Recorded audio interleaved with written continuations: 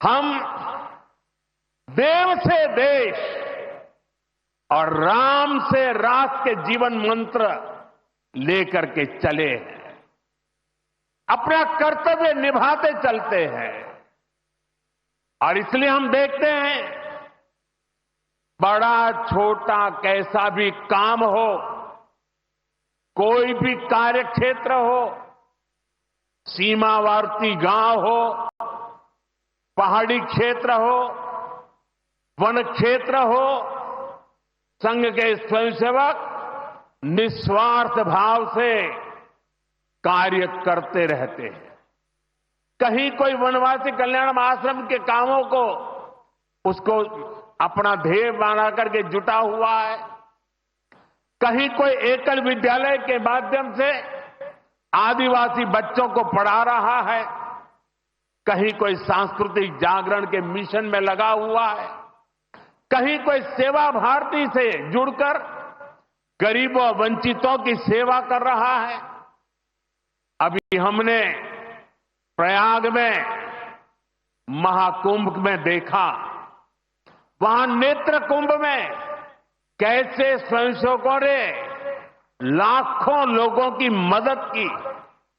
यानी जहां सेवा कार्य वहां स्वयंसेवक। कहीं कोई आपदा आ जाए, बाढ़ की तबाही हो या भूकंप की विभीषिका हो, स्वयंसेवक एक अनुशासित सिपाही की तरह तुरंत मौके पर पहुंचते हैं। कोई अपनी परेशानी नहीं देखता, अपनी पीड़ा नहीं देखता, बस सेवा भावना से हम काम में जुट जाते हैं। हमारे तो हृदय में बसा है, सेवा है अग्निकुंड समीधा सम हम चले, देह महासागर में सरित रूप हम मिले।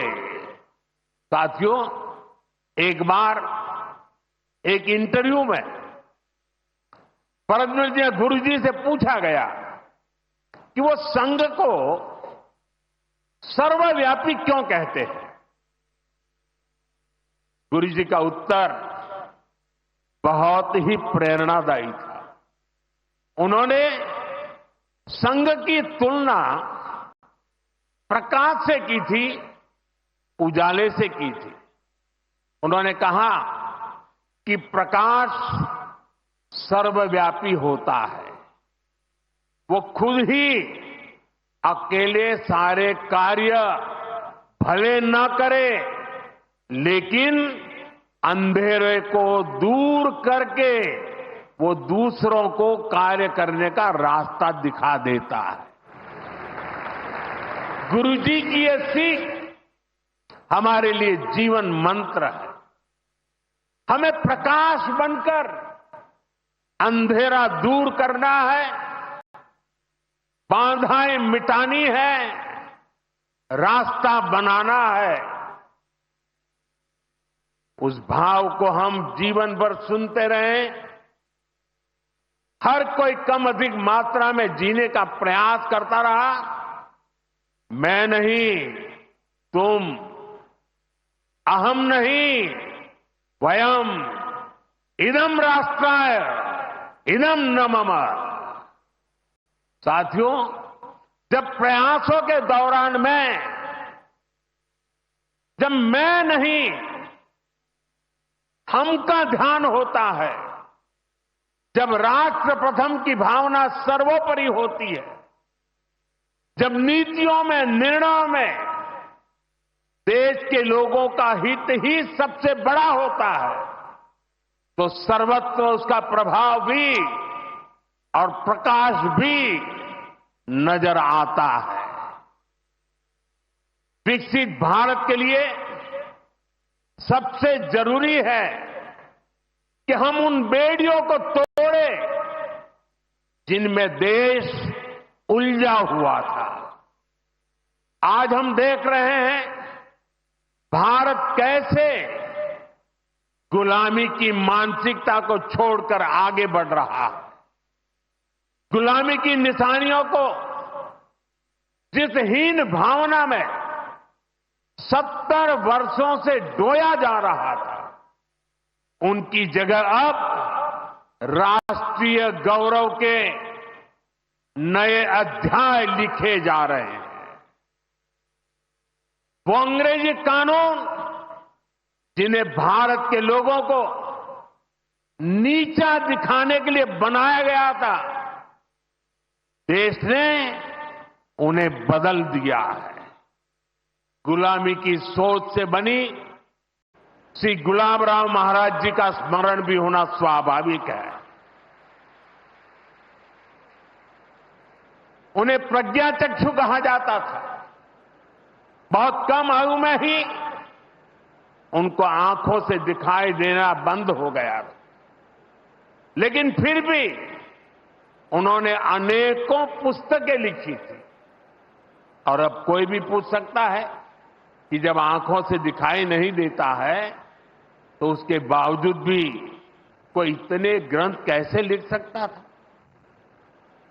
इसका उत्तर यह है कि उनके पास भले ही नेत्र नहीं थे, लेकिन दृष्टि थी। ये दृष्टि बोध से आती है, विवेक से प्रकट होती है। ये दृष्टि व्यक्ति के साथ ही समाज की को भी बहुत शक्ति देती है। हमारा राष्ट्रीय स्वयंसेवक संघ भी एक ऐसा संस्कार यज्ञ है जो अंतर्दृष्टि और बाह्य दृष्टि दोनों के लिए काम कर रहा है। बाह्य दृष्टि के रूप में हम माधव नेत्रालय को देखते हैं और अंतर्दृष्टि ने संघ को सेवा का पर्याय बना दिया है।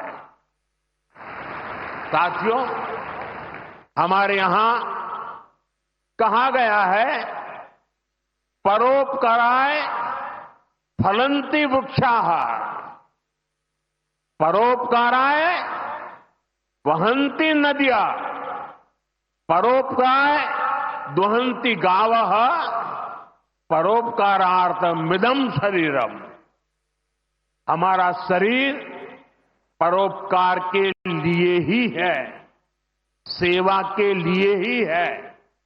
और जब ये सेवा संस्कारों में आ जाती है तो सेवा ही साधना बन जाती है।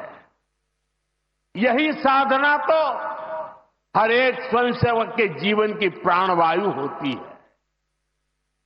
ये सेवा संस्कार, ये साधना, ये प्राणवायु पीढ़ी दर पीढ़ी हर स्वयंसेवक को तप तपस्या के लिए प्रेरित कर रही है। ये सेवा साधना हर स्वयंसेवक को निरंतर गतिमान रखती है, उसे कभी थकने नहीं देती, कभी रुकने नहीं देती। पूज्य गुरुजी अक्सर कहा करते थे, जीवन की अवधि का नहीं, उसके उपयोगिता का महत्व होता है।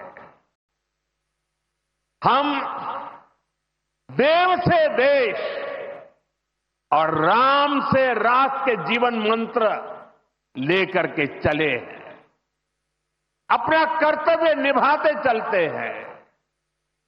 और इसलिए हम देखते हैं, बड़ा छोटा कैसा भी काम हो, कोई भी कार्य क्षेत्र हो, सीमावर्ती गांव हो, पहाड़ी क्षेत्र हो, वन क्षेत्र हो, संघ के स्वयंसेवक निस्वार्थ भाव से कार्य करते रहते हैं। कहीं कोई वनवासी कल्याण आश्रम के कामों को उसको अपना ध्येय बना करके जुटा हुआ है,